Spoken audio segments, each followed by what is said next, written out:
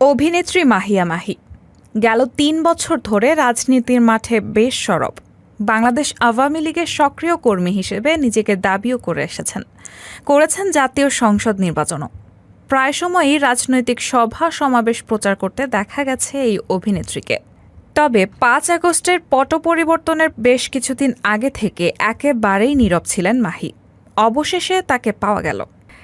গতকাল বুধবার ধানমন্ডির ৩২ নম্বরে রোকেয়া প্রাচীর ওপর হামলার অভিযোগের পর ফেসবুকে বিষয়টি নিয়ে নিন্দা জানিয়েছেন তিনি।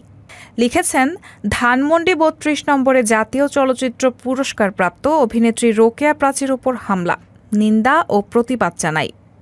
এছাড়াও বঙ্গবন্ধুর একটি ছবি পোস্ট করে শ্রদ্ধা জানিয়েছেন তাকে। মাহি রাজনৈতিক ইস্যুতে সবশেষে কথা বলেছিলেন গেল ১৭ জুলাই, যখন ঢাকা বিশ্ববিদ্যালয় সহ পুরো ঢাকা উত্তাল। সেদিন সন্ধ্যায় জাতির উদ্দেশ্যে সাবেক প্রধানমন্ত্রী শেখ হাসিনা ভাষণ দেবেন এমন একটি সংবাদ কার্ড শেয়ার করে লিখেছিলেন, সমাধান হোক। এর ২ ঘন্টা আগে লিখেছিলেন, আমার ভাই বোনদেরকে আর কেউ আঘাত করবেন না। মূলত বৈষম্য বিরোধী ছাত্র আন্দোলনের শিক্ষার্থীদের উদ্দেশ্যেই তার এই স্ট্যাটাসটি।